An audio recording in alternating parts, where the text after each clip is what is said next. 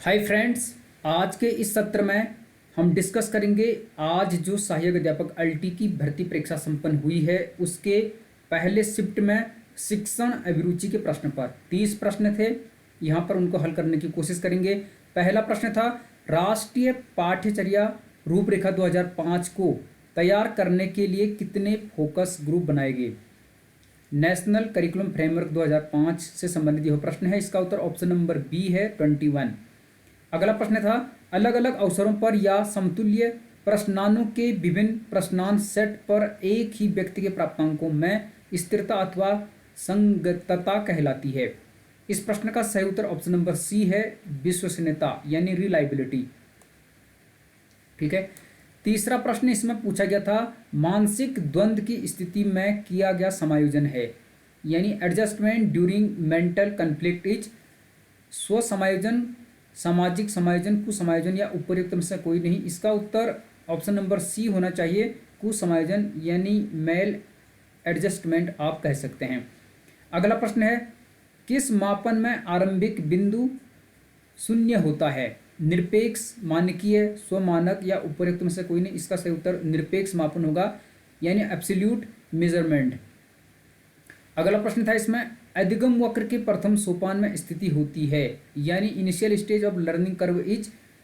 इसका सही उत्तर प्रारंभिक तेजी होना चाहिए, यानी इनिशियल होना चाहिए, क्योंकि आप जानते हैं जैसे यहाँ पर मैं एक कर्व बनाता हूँ तो इस प्रकार से होता है। जो लर्निंग का कर्व बनता है तो प्रारंभ में व्यक्ति सीखने के उत्साह में तेजी से सीखता है, तो कर्व बढ़ते हुए स्थिति में बनेगा, ना कि वहाँ पर ग्राफ तो फर्स्ट में नहीं बन सकता और डाउन में भी नहीं आ सकता, क्योंकि इंसान फर्स्ट में सीखने के लिए उत्साहित रहता है तो वहाँ पर तेजी से सीखता है। इसलिए इस प्रश्न का उत्तर प्रारंभिक तेजी हो सकता है।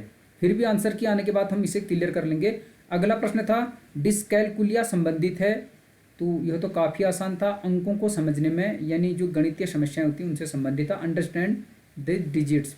मनोवैज्ञानिक फ्राइड मनुष्य के भीतर मनुष्य किसे मानता है, इदम, अहम, परम अहम या उपयुक्त में से कोई नहीं। इसका उत्तर ऑप्शन नंबर बी होना चाहिए, ईगो, क्योंकि फ्राइड कहता है कि इदम व्यक्ति के अंदर पहले से होता है, यानी जब से जन्म होता है तब से होता है। बाद में जब व्यक्ति पर्यावरणीय कारकों के संपर्क में आता है उसके अंदर फिर ईगो आता है, तो अहम, इसे हम मान सकते हैं, ऑप्शन नंबर बी।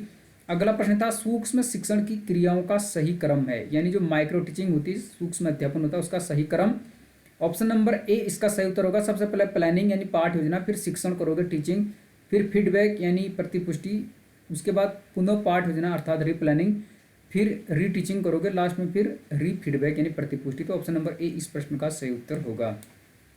ठीक है। इसी प्रकार से 30 के 30 प्रश्नों को हम यहाँ पर हल करते हैं। अगला प्रश्न है, प्रबलन सिद्धांत के प्रतिपादक हैं, यानी रीइंफोर्समेंट थ्योरी है CL हल की। ये प्रश्न हम डिस्कस कर चुके थे। अगला प्रश्न था इसमें, निष्पत्ति बराबर योग्यता धन अभिप्रेरणा का समीकरण किसने दिया, तो यह दिया था वुडवर्थ ने। ऑप्शन नंबर ए इस प्रश्न का सही उत्तर होगा।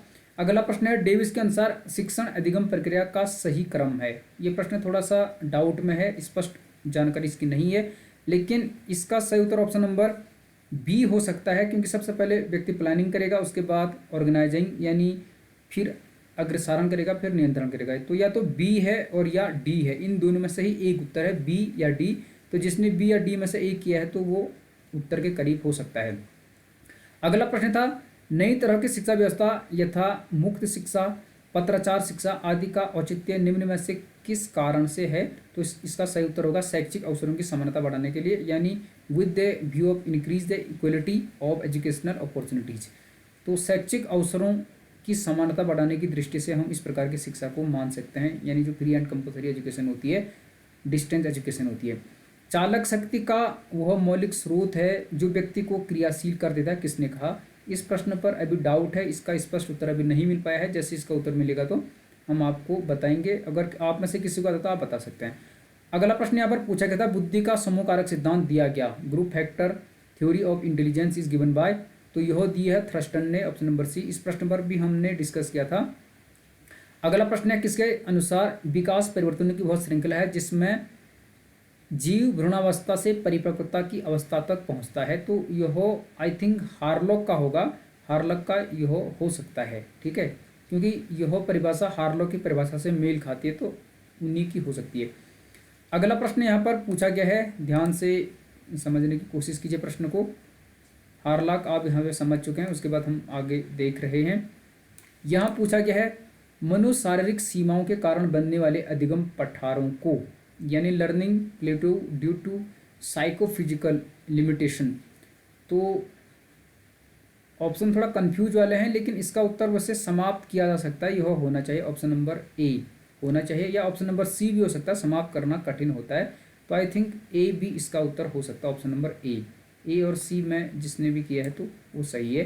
क्रियात्मक शोध का सीमांकन होता है, वैज्ञानिक तो यह होता है, परिकल्पना भी इसमें होती है, और डिजाइन भी आप इसमें रिसर्च का करते हो, यानी शोध का अभिकल्प भी करते हो, लेकिन सामान्यकरण नहीं करते हो, यानी जनरलाइजेशन नहीं करते। तो ये तो आपने सही किया होगा। शिक्षा का अधिकार अधिनियम 2009 है, अनुच्छेद 21A में ऑप्शन नंबर डी प्रश्न का सही उत्तर होगा। शब्दों, अंकों व सूत्रों को समझने के लिए कौन सी बुद्धि आवश्यक है?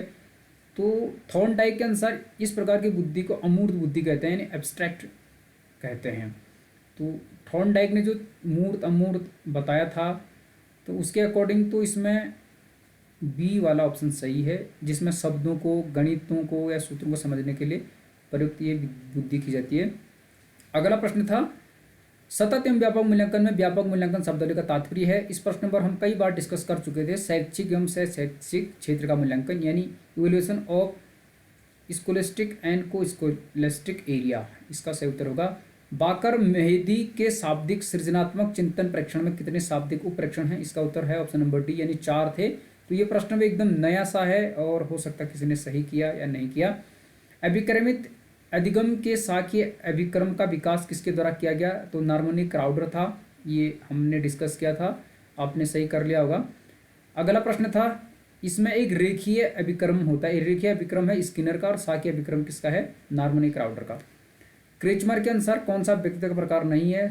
तो अंतर्मुखी नहीं है, बाकी लंबका, सुडलकार, गोलकार, इस पर तो हमने कल भी डिस्कस किया था, जो मॉडल पेपर बना था उसमें। अगला प्रश्न है ट्रेवर्स के अनुसार अभिवृद्धि का अर्थ है, यानी according to Travers attitude means.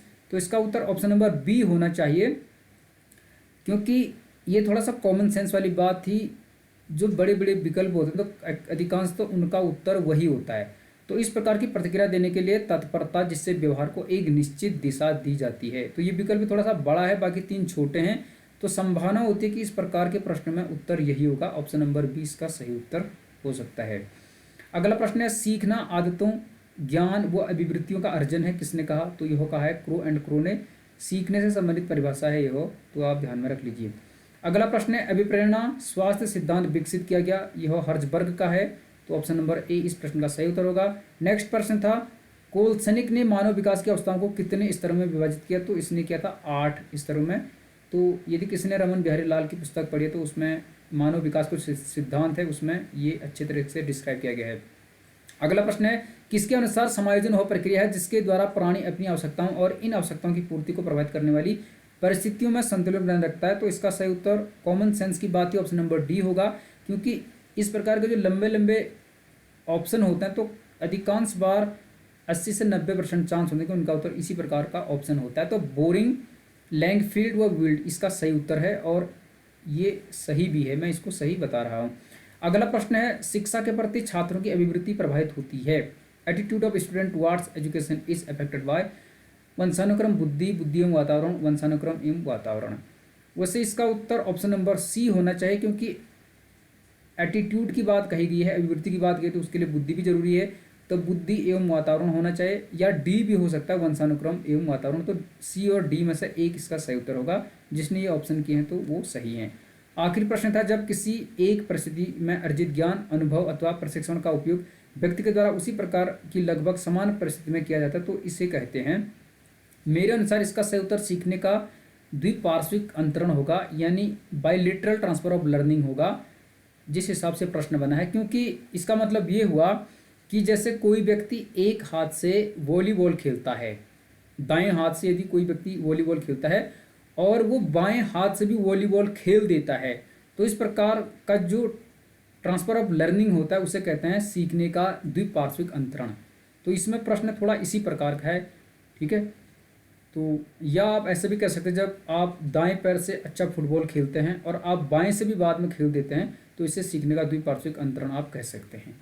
तो ये प्रश्न थे और मुझे लगता है आपने अच्छा किया होगा। प्रश्न पत्र थोड़ा सा कठिन जरूर था, कुछ नए प्रश्न थे, यूके 8080 है तो इसका तो कोई तोड़ ही नहीं है, ये प्रश्न ऐसे ही बनाता है।